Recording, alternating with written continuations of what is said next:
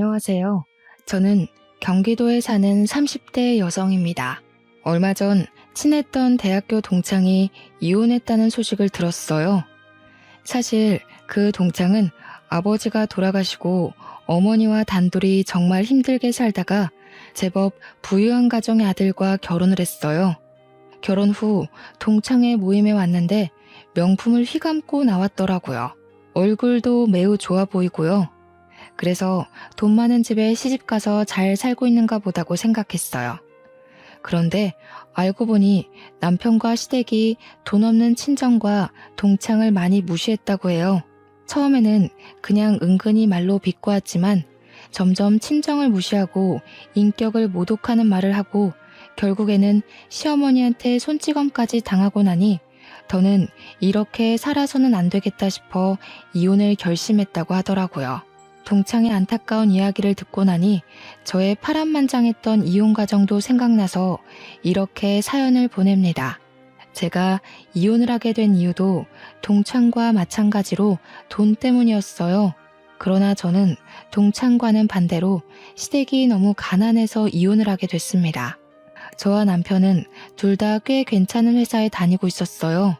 그래서 둘이 결혼을 하면 재벌만큼은 아니더라도 넉넉하게 살 수 있겠다고 생각을 했죠.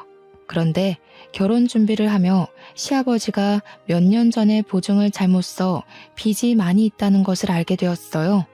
시아버지가 참 좋으신 분이긴 한데 거절을 잘 못하시거든요. 그런 성격 때문에 남편이 정말 많이 답답해하고 그런 모습은 절대 닮지 말아야지 생각하며 자랐다고 하더라고요. 아무튼 시아버지의 보증 때문에 빚을 많이 지게 되자 남편 월급의 대다수가 집안 빚 갚는 데 나가고 있었어요. 그러니 남편은 월급을 많이 받아도 모아둔 돈은 거의 없었어요. 상견례하기 전에 이런 사실을 알게 되었지만 저는 그래도 결혼에는 망설임이 없었어요. 왜냐하면 저도 남편도 다니는 회사의 복지도 좋고 급여도 또래와 비교하면 꽤 높았거든요. 특히 남편의 회사는 매년 월급을 많이 올려주는 회사로 유명했어요. 그래서 시댁의 빚 문제는 둘이서 힘을 모으면 충분히 해결해 나갈 수 있다고 생각했죠. 결혼을 준비하며 신혼집을 구해야 하는데 남편이 모은 돈이 없고 제가 가진 돈으로도 집을 사기에는 조금 부족한 상황이었어요. 그런다고 굳이 대출을 받고 싶진 않았어요. 그래서 많은 고민 끝에 우리는 제 명의로 된 오피스텔에서 살기로 했어요. 그 오피스텔은 제가 20살이 되던 해에 성인이 된 기념으로 부모님께 받은 선물이었어요. 일단 둘 다 집을 새로 구할 만큼 넉넉한 돈이 없으니 돈이 모일 때까지 그 오피스텔에 들어가 살기로 한 것이죠. 이 오피스텔은 풀옵션이라 딱히 살 가전제품도 없었어요. 결혼하며 남편이 산 것이라고는 자신의 취미를 위해 산 80인치의 TV와 책상, 최고급 의자, 고성능의 컴퓨터가 다였어요. 사실 남편은 집에서 영화 보고 게임하는 것을 좋아하거든요. 그래서 모니터도 가장 큰 것으로 컴퓨터도 항상 고성능으로 사곤 했어요. 그래도 저는 너무 행복했어요. 비록 남편에게 커플링밖에 받은 것이 없지만 남들은 결혼하며 혼수에 뭐에 돈이 많이 든다고 하던데 저는 정말 결혼식에 신혼여행 비용 말고는 돈이 거의 안 들었거든요. 무엇보다 그 당시에 저는 이런 것들이 하나도 보이지 않을 정도로 너무 사랑했어요. 그러나 친정엄마는 결혼하는 것에 대해 그다지 마음에 들지 않게 생각하셨어요. 아무리 그래도 그냥 친구랑 동거하는 것도 아니고 명색이 결혼인데 내 명의로 있던 오피스텔에서 살고 사위라는 것은 아무 준비도 하지 않는 모습이 마음에 들지 않는다고 하시더라고요. 그래도 저는 남편이 회사에서 평판도 좋고 성실한 이미지라고 우리 정말 행복하게 잘 살 수 있다고 이야기하며 엄마를 설득했어요. 그때 엄마의 말을 들었어야 했는데 듣지 않았다가 결국 이렇게 이혼녀가 된 것이 참 후회스럽네요. 아무튼 우여곡절 끝에 결혼하고 처음에는 정말 좋았어요. 시댁 식구들도 잘해주시고 남편도 정말 잘해줬어요. 하루하루 행복하게 살아가던 중 시댁이 오피스텔 근처로 이사를 왔어요. 마침 근처 아파트가 아주 저렴한 가격에 나오기도 했고, 혹시 나중에 아이가 생기면 아이가 4살이 될 때까지는 아이를 봐주시겠다면서요. 저는 안 그래도 아이 생기면 이 좋은 회사를 간둬야 하나 걱정을 많이 했는데, 제가 그런 부탁을 하기도 전에 먼저 그리해 주신다는 말씀하셔서 정말 감사했어요. 시댁이 이사를 오고 얼마 지나지 않아 코로나가 급속도로 퍼지기 시작했어요. 유례없던 전염병에 학교도 비대면으로 전환되자 우리 회사도 정부의 방침에 따라 주 4회 재택근무로 전환되었어요. 집에서 한창 일하고 있던 어느 날 시어머니한테 전화가 왔어요. 병원 약을 타러 가야 하는데 날씨가 너무 더워서 도무지 못 가겠다면서 바쁘지 않으면 차 좀 태워달라고 하셨어요. 어차피 급한 일은 다 처리했던 터라 저는 알겠다고 하고 시댁에 가서 시어머니를 모시고 병원을 향했어요. 어머니, 진료는 잘 받으셨어요? 여기서 수납하면 된대요. 그래? 얘야. 근데 내가 지금 화장실이 너무 급해서 그런데 화장실 좀 다녀올 테니 네가 계산 좀 해놔라. 좀 있으면 퇴근 시간이라서 차 막히잖니. 부탁한다. 시어머니는 제게 병원비 계산을 맡기고 화장실로 가셨어요. 약국에서도 수납해야 하는 순간 갑자기 급한 전화가 왔다며 약국 밖으로 나가시더라고요. 예상치 못한 상황들에 약간 당황했지만 시어머니도 내 가족인데 이깟 병원비와 약값 한 번 못 내나 싶어 군말 없이 10만 원가량을 제가 다 결제했네요. 시어머니는 당연히 제가 돈을 냈겠거니 하고 생각하셨는지 병원비나 약값에 대해서 그 어떤 말씀도 하지 않으시더라고요. 시어머니를 집에 모셔다 드리고 집에 오니 남편이 퇴근해 있었어요. 어디에 갔다 오냐길래 오늘 있던 일들을 이야기했어요. 사실 오늘 집에서 일하는데 어머니한테 전화 오더라고. 병원에 좀 데려다 달라고. 급한 일은 다 처리했으니 알겠다고 하고 갔지. 갔는데 병원비랑 약값 거의 한 10만 원 정도 나왔는데 그거 다 내가 냈어. 엄마는 지갑 안 가져가셨대? 그건 아니고 병원비 계산할 때는 갑자기 화장실에 가시고 약값 계산할 때는 급한 전화 있다고 받으시러 나가시더라고. 거기서 수납하는 곳 앞에서 멀뚱히 서 있기도 좀 그래서 내가 다 계산했지. 그래? 잘했네. 그런데 뭔가 조금 기분이 이상하더라고. 우리 엄마라면 내가 병원비를 낸다고 해도 절대 안 된다고 그러실 테고 혹시나 내가 계산을 하게 되면 반드시 병원비만큼의 뭐라도 사서 주시는데 그냥 당연히 내가 병원비를 내는 것처럼 되어버리니 조금 그랬어. 지금 우리 엄마한테 나가는 병원비가 아깝다는 거야? 와, 우리 엄마도 이제 가족이야. 솔직히 우리 엄마가 네 생각해서 아이 갖고 하면 회사 생활하는데 힘들까봐 아는 사람 아무도 없는 우리 집 근처로 이사까지 오셨는데 좀 야박하네. 그 정도도 못 해드려? 실망이야. 저는 솔직히 10만 원이 아깝지는 않았어요. 그런데 이런 상황이 한 번, 두 번 반복되면 언젠가는 시댁에서 필요한 돈들을 우리가 부담하는 것이 당연시되지 않을까 하는 마음에 말을 꺼낸 거였거든요. 사실 우리도 지금이야 돈을 잘 벌지만 아이 없을 때 차곡차곡 모아놔야 나중에 아이가 크고 돈 많이 들 때 넉넉하게 키울 수가 있잖아요. 그런 생각에서 한 말인데 남편은 그저 화만 내며 속 좁은 사람 취급을 하니 섭섭하더라고요. 그런데 또 남편의 입장에서 생각을 해보면 자기 엄마에게 다른 돈도 아니고 병원비와 약값으로 생색내는 것처럼 보일 수도 있겠다는 생각이 들더라고요. 그래서 남편에게 내가 생각이 짧았다고 미안하다고 사과를 했어요. 중복을 하루 앞둔 어느 무더운 여름날이었어요. 그날도 집에서 더위와 씨름을 하며 일을 하고 있는데 시어머니한테 전화가 오더라고요. 내일이 복날이니까 삼계탕을 해먹자고 같이 닭이랑 이것저것 재료를 사러 가자는 거예요. 저는 시어머니를 모시고 근처 대형마트에 갔어요.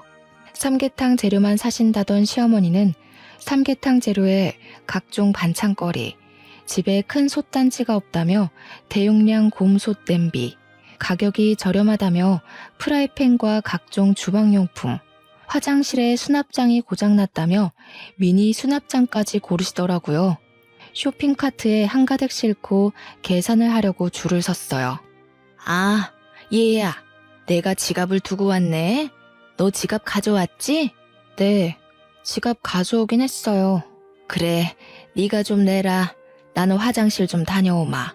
저희는 이미 카트에 짐을 가득한 상태라 다시 일일이 가져다 놓을 수도 없어 어쩔 수 없이 제 카드로 결제를 했어요. 요새 장바구니 물가 얼마나 비싼지 아시죠? 삼계탕 재료만 해도 10만 원이 넘는데 이것저것 생활용품에 주방용품까지 사고 나니 거의 40만 원이 넘게 나왔습니다. 어쩔 수 없이 그걸 제 카드로 결제했고요. 저는 그 많은 짐을 싣고 시댁에 도착해서 짐 정리를 도와드리려고 같이 집으로 들어갔어요.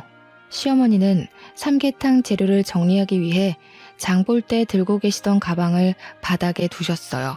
그런데 가방 안에 시어머니의 지갑이 보이는 것이 아니겠어요? 그걸 발견한 제 모습을 본 시어머니는 당황한 표정을 지으시더라고요. 어머, 내 정신 좀 봐. 아, 내 지갑이 가방에 있었네? 가방에 지갑이 있다는 거 모르셨어요? 아까는 분명히 안 보였는데. 요새 내가 이렇게 정신이 없지 뭐니. 다음에는 내가 꼭 내마. 이렇게 얘기하시는데 다시 장본 비용을 제게 달라고 하기도 뭐하고 또 얘기하는 것도 뭔가 쫌생이같이 보여서 그냥 그러려니 하고 넘겼어요. 남편에게도 아무 말 하지 않았고요. 그렇게 제가 재택근무를 하는 동안 한 달에 한 번에서 2번 정도 불려가서 시장 보는 비용, 병원 비용을 다 제가 냈어요. 그래도 꾸준히 저도 돈을 적지 않게 벌고 있었고 남편도 안정적으로 벌고 있어서 여기에 대한 부담이 그리 크지는 않았어요. 그렇게 해가 바뀌고 1월이 되었어요. 남편에게는 이제 고3이 되는 남동생이 하나 있었어요.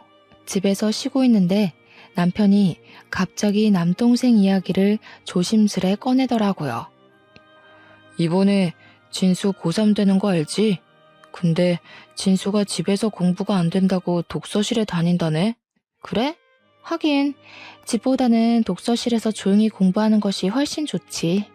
독서실 비용이 한 달에 40만 원 정도 한다던데 그 비용 우리가 내는 것 어때? 우리가? 한 달에 40만 원씩 매달 내자고? 우리 아버지 보증서 시고 해서 집안 빚은 많고 진수는 인생에서 가장 중요한 고3이잖아. 우리는 둘 다 돈 잘 벌고 좀 넉넉하니까 우리가 진수 좀 도와주자. 그래도 매달 40만 원은 너무 부담돼. 우리가 독서실 비용 대주면 진수가 1년간 공부 열심히 해서 나중에 잘 되면 우리를 모른 척 하겠어? 나중에 우리 늙고 힘들 때 도와주겠지. 그때 형과 형수님이 도와줘서 잘 됐다고 하면서 말이야. 좀만 도와주자. 솔직히 이런 남편의 제안이 반갑지는 않았어요. 저는 우리의 미래를 위해서 적금을 들고 싶었어요. 사실 돈이 아깝기도 했고요. 그래도 남편이 너무 원하기도 하고 고3인 도련님이 어디 나가서 아르바이트 할 수 있는 상황도 아니기에 그냥 알겠다고 했어요. 노는데 쓰겠다는 것도 아니고 미래를 위해 공부를 하는데 쓰겠다는데 뭐 어쩌겠어요. 조금이라도 형편이 넉넉한 사람이 도와주고 나중에 우리 집이 힘들고 도련님이 잘 되면 도움도 받고 하면서 사는 것이 가족 아닌가 하고 좋게 좋게 생각했죠. 그리고 설날이 되었어요. 아침에 차례를 지내고 시부모님께 새해 복 많이 받으시라고 큰절을 했어요. 시어머니는 새해 덕담을 하시며 제 손을 꼭 잡으시더라고요. 얘야, 우리 진수 독서실 비용 내주기로 했다면서? 너무 고맙다. 아니에요. 저희는 그래도 둘 다 돈 벌고 아직 아이도 없어서 약간 여유가 있으니 괜찮아요. 그래. 그렇게 둘이 서로 돕고 사는 것을 보니 보기 참 좋구나. 좋게 봐주셔서 감사합니다. 참 진호야, 너 옛날에 옆집에 살던 그 아줌마 알지? 이번에 그 집 아들이 사업이 대박나서 아들 부부한테 한 달에 용돈을 100만 원씩이나 받는다더라. 그래서 말인데 솔직히 너네도 돈을 적지 않게 벌잖니. 우리 솔직히 요새 나이도 들고 일하기도 힘든데 조금 너희들이 도와줬으면 싶은데. 그 집 그렇게 사고 치더니 결국 대박이 났네. 그래서 엄마는 얼만큼을 원하는데? 우리도 염치가 있지. 한 달에 100만 원은 바라지 않고 한 60만 원 정도만 주면 우리가 그 안에서 알뜰살뜰히 생활해 보마. 한 달에 60만 원이야 뭐. 알겠어. 그럼 집에 가서 입금할게. 남편은 시어머니의 말에 제 의견은 묻지도 않고 바로 용돈을 드리겠다고 하더라고요. 솔직히 지금 도련님 독서실 비용 40만 원에 부모님 용돈 60만 원까지 드리면 시댁에 들어가는 돈만 해도 한 달에 고정으로 100만 원이에요. 솔직히 100만 원이 적은 돈은 아니잖아요. 저는 이건 아니다 싶어 집에 오자마자 남편에게 이야기했어요. 시부모님께 정말 용돈 60만 원씩 드릴 거야? 그러면 도련님 독서실 비용 40만 원에 시부모님 용돈 60만 원까지 한 달에 100만 원이야. 매달 100만 원씩 고정으로 시댁에 나간다고. 진수 독서실 비용은 올해만 내면 되고 그럼 내년부터는 한 달에 60만 원만 나가면 되잖아. 올 한 해만 우리가 좀 고생하면 되지 뭐. 솔직히 시어머니 병원 가실 때나 시장에 가실 때 꼭 나를 데리고 가셔서 내 돈 쓰시게 만드는데 그런 돈만 해도 꽤 나와. 그런데 거기에 60만 원까지 추가로 드리자고? 우리가 뭐 갑부야? 막말로 로또라도 당첨됐으면 얼마든지 그렇게 해드릴 수 있어. 그런데 우리도 솔직히 이제 돈을 모으고 생활해야 하는데 우리 돈 자꾸 시댁으로 가면 우리는 돈 언제 모아? 엄마가 자꾸 시장이나 병원에 가실 때 네 돈을 쓰게 하니까 용돈을 드리자는 거야. 차라리 아예 고정으로 용돈을 드리면 아마 그 안에서 병원비랑 생활비를 다 해결하시겠지. 설마 그 용돈 따로 받고 또 병원비 생활비 다 우리에게 부담하게 하시겠어? 남편의 말을 듣고 보니 매달 병원이나 시장에 갈 때 같이 가서 계산해 드리는 것보다는 차라리 한 달 금액을 정해두고 드리는 게 더 좋을 것 같다는 생각이 들었어요. 그래서 저와 남편은 한 달에 60만 원씩 시어머니 통장으로 이체를 했어요.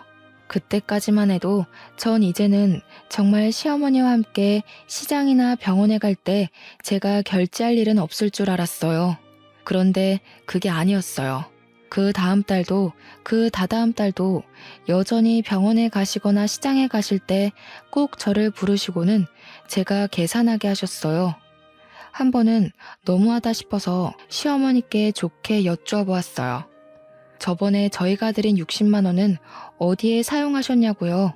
그랬더니 한 번은 친한 친구의 딸이 결혼해서 축의금 주고 돈이 없다고 하시고 한 번은 친구의 노모가 돌아가셔서 부의금을 하느라 돈이 없다고 하시더라고요. 솔직히 용돈 60만 원을 드리는데도 추가로 제 돈이 또 시댁의 생활비로 나가는 것이 정말 싫었지만 돈 가지고 야박하게 구는 것 같기도 하고 무엇보다 남편과 제가 안정적으로 돈을 잘 벌고 있으니 그냥 참고 넘겼어요. 그렇게 평안하지 못했던 설이 지났어요. 남편은 설이 지난 이후로 회사가 많이 바빠졌다는 이유로 야근과 주말 특근이 잦아졌어요. 그 전에도 야근하기는 했지만 많아야 일주일에 2번이었는데 일주일 내내 야근을 하더라고요. 반면 우리 회사는 여전히 재택근무를 하고 있었어요. 전 직원이 매일 출근했던 코로나 전보다 주 4일 재택근무를 하였을 때 직원들의 업무 효율성이 더 높아져 이제 주 3일 재택근무를 시행하고 있었거든요. 남편은 회사에서 매일 늦게 오고 저는 집에서 열심히 일하고 있는데 남편이 회사에 있을 시간인데 집에 오더라고요. 표정도 매우 안 좋고 회사의 짐을 다 가지고 왔어요. 남편에게 이 시간에 무슨 일이냐고 물어보니 회사를 잘렸다는 거예요. 그런데 잘린 이유가 조금 이해가 되지 않았어요. 남편 회사는 자동차 부품을 만드는 회사예요. 자동차 부품을 만들고 나면 제품을 생산하고 남은 짜투리 고철이 생기게 되는데 이 고철을 아무 곳에나 버리는 것이 아니라 회사에서 지정한 업체에 팔게 돼 있었어요. 그런데 어느 날부터 남편이 소속한 부서의 팀장님이 자투리 고철 중 일부를 남편의 차에 실으라고 했대요. 그러고는 고철 업체 하나를 알려주며 거기로 가서 그 고철들을 주고 오라고 지시를 했다는 거예요. 남편은 뭔가 이상하긴 했지만 팀장님이 회사 설립 구성원이기도 하고 사장님과 사촌지간이라 당연히 사장님이 시키신 일이라고 생각했대요. 그래서 팀장님이 시킨 대로 했는데 알고 보니 팀장님이 개인적으로 친한 지인이 하는 고철업체에 팔아서 사장님 몰래 돈을 챙겼던 거예요. 사장님은 남편이 혼자 한 행동인 줄 알고 남편에게 회사에서 나가라고 했다는 거예요. 그럼 여보는 고철 회사에 넘겨주고 따로 돈 받은 거 있어? 아니, 나는 전달만 했고 팀장님이 그 돈을 다 가져갔어. 나는 그냥 기름값 정도? 그럼 팀장님이 시키시길래 사장님께서 지시하신 줄 알았다고, 이게 그렇게 되는 줄 몰랐다고 말씀드리지 그랬어. 얘기는 했지. 근데 사장님이 팀장님 말만 듣고 너무 화나셔서 나보고 무작정 나가라는 걸 어떡해. 저는 솔직히 남편의 말이 이해가 되지 않았어요.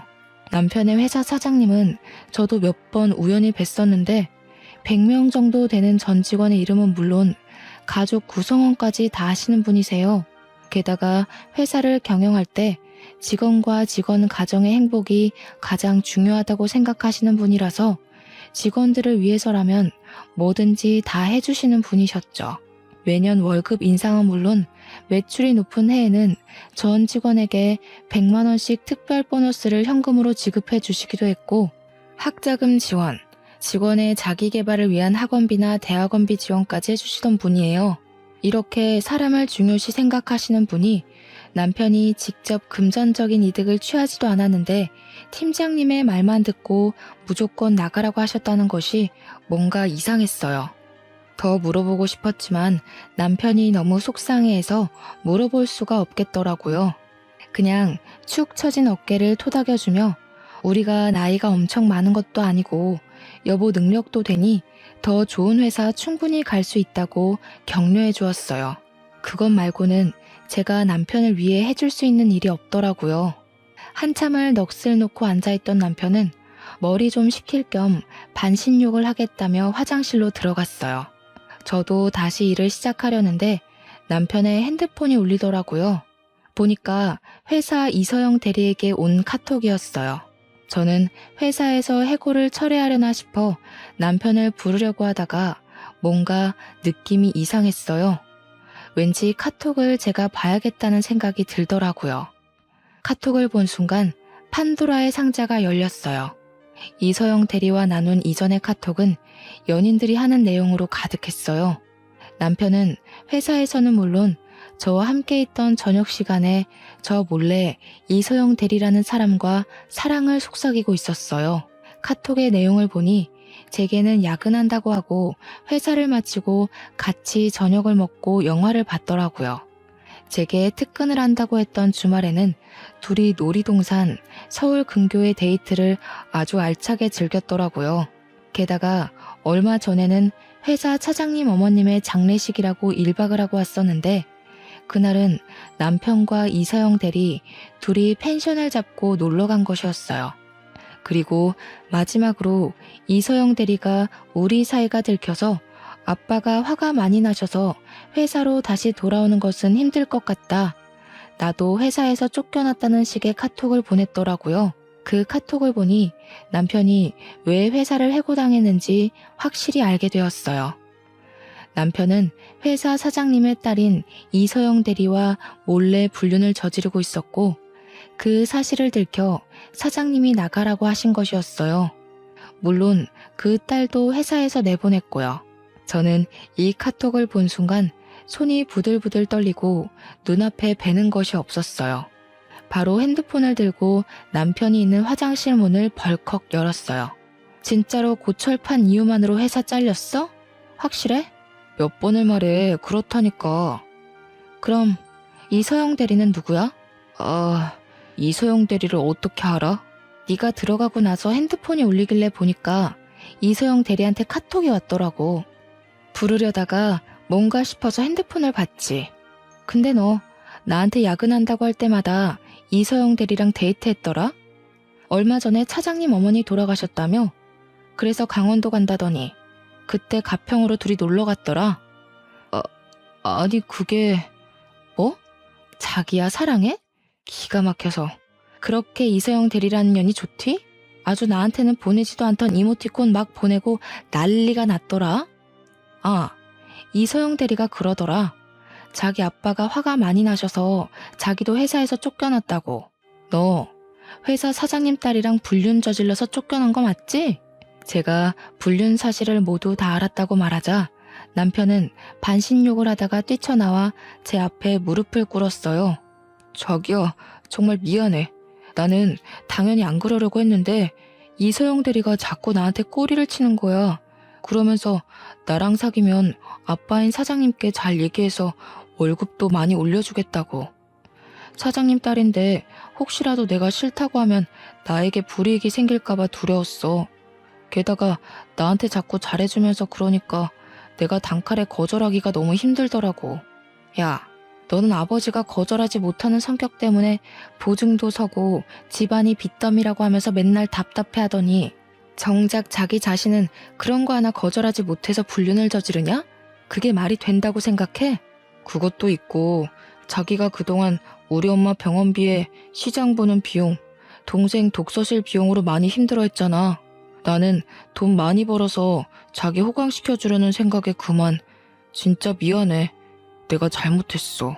저는 정말 너무 화가 나서 당장이라도 이혼하고 싶었지만 샤워 가운 한 장 입고 화장실 바닥에 무릎까지 꿇고 손이 발이 되도록 비는 남편을 보니 마음이 또 약해졌어요. 2번 다시는 이런 일 절대 없을 것이라는 다짐을 수백 번 받고 저는 일단 한 번은 눈 감아주기로 했죠. 남편은 용서해줘서 고맙다며 정말 미안하다고 하더라고요. 그리고 양가 부모님께는 회사 해고당한 거 말씀드리지 말자고 하더라고요. 나중에 회사 새로 구하고 자리 잡으면 그때 자기가 다 말씀드리겠다면서요. 맘 같아서는 시부모님께 말씀드려서 눈물 콧물 쏙 빠지게 혼나게 하고 싶었지만 솔직히 좋은 일도 아니고 남편도 많이 반성하고 있는 것 같아서 알겠다고 했어요. 그날 이후로 저는 계속 재택근무를 하고 있었고 남편은 회사를 알아본다는 명목으로 컴퓨터 앞에 앉기는 했지만 실제로 회사를 알아보는 건 1시간뿐이었고 매일 게임만 하고 있었어요. 그리고 이 와중에도 도련님 독서실 비용 40만 원, 시부모님 용돈 60만 원은 이체되었어요. 돈을 보내고 싶지는 않았지만 이미 새해에 약속한 것이고 이체하지 않으면 상황이 더 복잡해질 것 같아서 그냥 제 월급에서 시댁에 돈을 보내드렸네요. 그러던 어느 날 친정엄마가 반찬만 놓고 가겠다며 말도 없이 오셨어요. 집에 당연히 저 혼자 있을 것으로 생각했는데 남편이 회사에 안 가고 집에 있으니 깜짝 놀라셨어요. 저는 어쩔 수 없이 엄마에게 회사에서 약간의 오해가 생겨서 어쩔 수 없이 해고당했다고 말했어요. 불륜 이야기까지는 하지 않았어요. 그 얘기 들으면 엄마가 많이 속상해하실 것 같았거든요. 자세한 이야기는 하기 좀 그러니 그냥 조용히 눈 감아달라고. 지금 남편도 매우 속상한 상태이고 새로운 회사 구하려고 노력하고 있다고 했죠. 엄마는 어두운 표정으로 반찬을 두고 집에 가셨어요. 얼마 뒤 엄마 이름으로 돈이 500만 원이 입금되었어요. 엄마가 지금 줄 수 있는 여윳돈이 이것뿐이라며 혹시라도 급한 일 생기면 이 돈으로 해결하라고 하시더라고요. 저는 결혼해서 잘 사는 모습을 보여드리고 싶었는데 부모님께 걱정만 끼쳐드린 것 같아서 너무 죄송하더라고요. 그래도 앞으로라도 잘 사는 모습을 보여드리기 위해 저는 더 열심히 일하고 알뜰살뜰하게 살아야겠다고 다짐했어요. 남편의 백수 생활 2주일째. 여전히 남편은 회사 구할 생각은 없고 집에서 열심히 게임만 하고 저는 재택근무로 정신없는 시간을 보내고 있었어요. 열심히 일하는데 시어머니한테 또 전화가 오더라고요. 병원에 가야 하니 데려다 달라고요. 여보, 지금 어머니가 병원 가신다고 데려다 달라는데 자기가 한 번만 가면 안 돼? 지금 우리 엄마는 나 회사에 잘 다니고 있는 줄 아는데 내가 어떻게 가? 말이 된다고 생각해? 바쁘더라도 잠깐 머리 식힌다 생각하고 네가 가. 일은 이따 밤에 이어서 하면 되잖아. 어머니랑 같이 가길 바랬던 내가 등신이지. 아, 나 간다. 저는 남편에게 있는 짜증 없는 짜증을 다 내며 시댁으로 갔어요. 그곳에서 시어머니를 모시고 병원을 가서 병원비, 약값 모두 다 제 카드로 결제를 했네요. 또 시어머니는 지갑을 가지고 오시지 않았더라고요. 시댁에 모셔다 드리는데 시어머니는 내일은 시장에 장 보러 가야 하니 또 같이 가자고 아침 10시까지 시댁 앞으로 오라고 하시더라고요. 저도 시장에 장 볼 것이 있기도 해서 알겠다고 하고 집에 왔어요. 다음날 아침 시댁에 가려고 준비 중인데 남편은 거실에서 술 먹고 게임을 하다가 늦게 잠든 모양이더라고요. 소파에 누워 코골며 자고 있길래 저 시댁에 간다고 흔들었어요. 깨워도 못 일어나는데 짜증이 확 나더라고요. 저는 정신없이 자는 남편의 등을 확 때린 후 신경질 내는 남편을 두고 시댁으로 갔어요. 시어머니는 장바구니를 들고 집 앞에 서 계시더라고요. 시어머니와 함께 장을 보고 그날도 역시 장 본 비용은 다 제가 냈네요. 시어머니는 일부러 그러셨는지 정말 실수로 가져오지 않으셨는지 모르겠지만 오늘도 지갑을 가지고 오시지 않았더라고요. 장을 본 것을 들고 시댁으로 가서 장 본 것들을 정리하는데 시어머니가 잠깐 거실에 앉아보라고 하시더라고요. 얘야, 우리 진수 내년이면 이제 대학교 가는 거 알지? 애가 마음을 얼마나 독하게 먹었던지 독서실에서 매일 자정해 오고 하더라. 아주 서울대 가겠어. 네, 도련님은 원래 성실하시고 공부도 잘하셔서 분명히 원하는 곳에 갈 수 있을 거예요. 그래서 말인데 내년에 진수 대학교 입학금과 학비 일부만 좀 지원해 줄 수 있겠니? 네? 대학교 입학금과 학비가 얼마나 비싼데 그것을 어떻게 지원해요? 왜 못하니? 너 젊을 때부터 한 회사 계속 다녔으니 퇴직금도 적지 않을 것이고 그 퇴직금 조금 먼저 받고 대출 좀 받아서 진수 학비 지원해주면 되지. 우리가 모아둔 돈이 없어서 그래. 어머니, 제 퇴직금은 제가 그동안 열심히 일해서 생긴 돈인데 그걸 어떻게 도련님 학비에 써요? 저는 제 퇴직금을 왜 도련님 학비에 써야 하는지 모르겠어요. 난 너를 가족으로 생각했는데 참 서운하네. 학비 전부를 지원해달라는 것도 아니고 일부만 지원해달라는 것인데 그게 그리 어려운 일이니? 네가 돈이 없는 것도 아니고 옛날에는 첫째가 동생들 다 학비 대주고 했다. 그야 옛날이죠. 저는 제 퇴직금으로 도련님 학비 대주는 것은 조금 그러네요. 게다가 저희 신혼집도 대출빚 가지고 시작하기 싫어서 일부러 제 명의의 오피스텔에서 살고 있는데 도련님 학비 대준다고 대출받는 건 더더욱 아닌 것 같아요. 그리고 말이 나와서 말인데요. 솔직히 도련님 독서실 비용에 어머니 아버지 용돈에 어머니 병원비에 시장 보는 비용까지 너무 부담돼요. 한 달에 시댁으로만 거의 200만 원 가까이 돈이 나간다고요. 어머 얘 무슨 200만 원이야. 진수 독서실 비용 40에 우리 용돈 60까지 해서 100만 원이지. 내 병원이랑 시장 보는 비용 그까짓 것 해봤자 얼마나 된다고. 어머니, 제 카드 명세서 뽑아드릴까요? 어제 병원비에 약값만 20만 원에 오늘 시장 보는 값이 15만 원이나 나왔어요. 고작 이틀 만에 벌써 35만 원이나 나왔다고요. 보자 하니까 너무하네. 솔직히 너희는 둘 다 꽤 좋은 직장에서 일하고 있지 않니? 하나뿐인 귀한 도련님 학비 지원 하나 못 해주니? 둘 다 일한다고요? 아닌데요? 지금 남편 집에 있어요. 회사 사장님 딸이랑 불륜 저질러서 회사 잘렸어요. 저는 시어머니의 뻔뻔스러운 돈 요구에 너무 화가 나서 남편이 불륜을 저질러 회사 잘렸고 그래서 지금 저 혼자 돈 벌어서 남편을 먹여 살리고 있다고 했어요. 얘, 너 무슨 소리를 하는 거니? 우리 진호가 불륜을 저질러서 잘렸다고? 그게 말이 돼? 우리 진호가 얼마나 성실하고 착한 아이가 아닌데 네가 잘못 알고 있는 거겠지. 그래요? 그럼 한번 지금 우리 집으로 가서 직접 보시죠. 저는 시어머니를 모시고 집으로 갔어요. 거실에는 남편이 밤새워 먹었던 맥주캔과 컵라면이 아직도 있었고 남편은 여전히 소파에 누워 코골며 자고 있더라고요.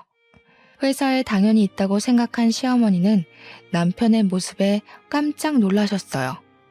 진수야, 너 진짜로 사장님 딸이랑 바람 펴서 회사 잘린 거야?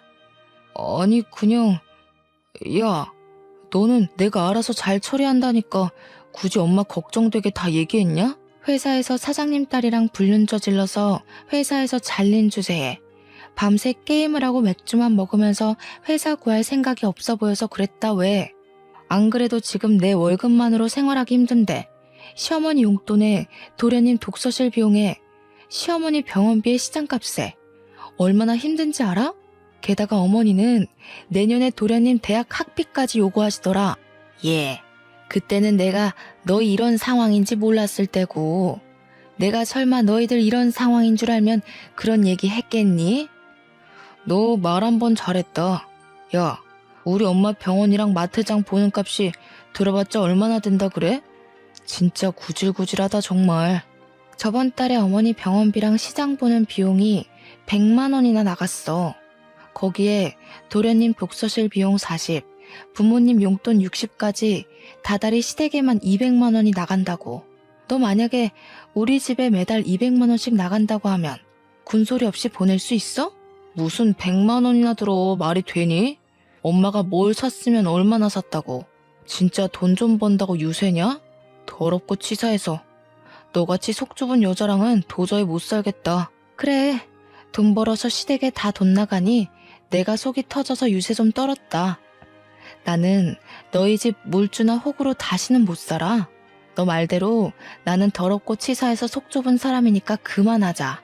어머니, 저 이제 이 집에서는 물주 노릇 못하겠네요. 시댁이라면 돈 팍팍 주는 속 넓고 이해심 많은 여자 찾으셔서 아드님 재혼시키세요. 저는 더는 같이 못 살겠네요.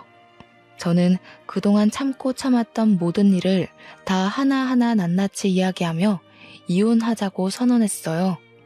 남편도 이혼하자 그러면 누가 붙잡을 줄 알았냐며 이혼하자고 같이 소리를 버럭 지르더라고요.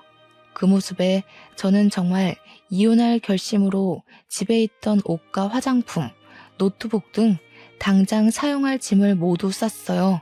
짐을 싸서 나가는데 시어머니는 말리시고 남편은 화가 나서 이혼하자고 난리더라고요. 지금 저 말리셔도 소용없어요. 전 이미 마음 확실히 정했고 이혼하겠습니다. 아, 그리고 너 이 오피스텔 제 명의로 되어 있는 거 알지? 딱 일주일 줄게. 일주일 동안 네가 산 TV, 컴퓨터, 책상 싹 다 치워놔. 일주일 뒤에도 그래도 있으면 다 팔아버릴 거야. 알겠어? 저는 그 길로 바로 친정으로 향했어요. 엄마는 갑자기 온 짐을 챙겨서 온 저를 보며 깜짝 놀라셨어요. 저는 엄마에게 사실 남편이 회사 사장님 딸과 불륜을 저질러서 해고당한 이야기부터 그동안 시댁이 힘들다는 이유로 도련님 독서실 비용에 시부모님 용돈에 병원비에 시장 보는 비용까지 매달 200만 원가량이 시댁으로 갔다고 말씀드렸어요. 엄마는 제가 그동안 살아온 이야기를 듣고 많이 속상해 하셨어요. 그래도 아이가 생기기 전에 이렇게 헤어진 것이 다행일지도 모른다며 제 나이가 많은 것도 아니고 아직 안정적으로 일하고 있으니 괜찮다고 다 잘 될 것이니 걱정하지 말라고 하셨어요. 게다가 한 번 불륜 저지른 사람 언제든지 또 할 수도 있다며 그냥 지난 결혼 생활들 깔끔하게 잊고 제 마음이 가는 대로 살라고 하시더라고요. 엄마는 무덤덤하게 이야기하셨지만 가정의 행복을 가장 중요시 생각하는 엄마에게 잘 사는 모습을 보여드리지 못하고 못난 모습만 보여드린 것 같아 너무 죄송하더라고요. 친정집에 들어와 산 지 일주일이 지났어요. 그동안 남편은 아무 연락이 없길래 저는 당연히 이혼할 생각에 연락이 없는 줄 알고 이혼 서류를 작성해서 오피스텔로 갔어요. 가보니 거실은 맥주캔, 컵라면, 먹다 남은 과자로 난장판이고 남편은 여전히 게임을 하고 있었어요. 친정 갔다 왔어? 제가 들어왔는데도 당황한 표정 하나 없이 쳐다보지도 않고 모니터만 응시한 채 게임을 하고 있는데 정말 화가 머리 끝까지 나더라고요. 그래서 저는 두꺼비 집을 내려 하던 게임을 강제 종료시켰어요. 야, 지금 뭐 하는 짓이야? 내가 이혼하자는 거 장난인 줄 알았니? 난 너에게 너의 짐 챙길 수 있는 일주일이라는 기한을 줬어. 근데 왜 여태 여기 있어? 너야말로 지금 여기서 뭐 하는 짓거리야? 당장 나가, 당장. 너 지금 안 나가면 네가 그렇게 사랑하는 컴퓨터, 모니터, TV 다 집어 던져버린다. 에이, 우리 여보 왜 그래? 그렇게 화가 많이 났어? 내가 다 잘못했어. 이제 정말 정신 차리고 게임도 안 하고 회사 빨리 알아볼게. 우리가 무슨 이혼이야. 이혼하지 말고 우리 다시 행복하게 같이 살자.